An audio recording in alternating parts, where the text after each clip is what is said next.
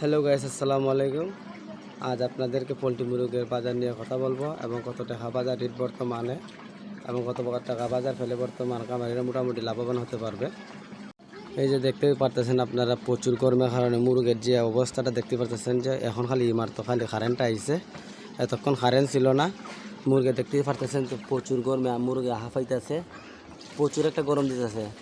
আজকের এই মুরগি গরমে প্রচুর গরম দিতেছে, এই কারণে মুরগির দুরবস্থাটা একেবারে খারাপ।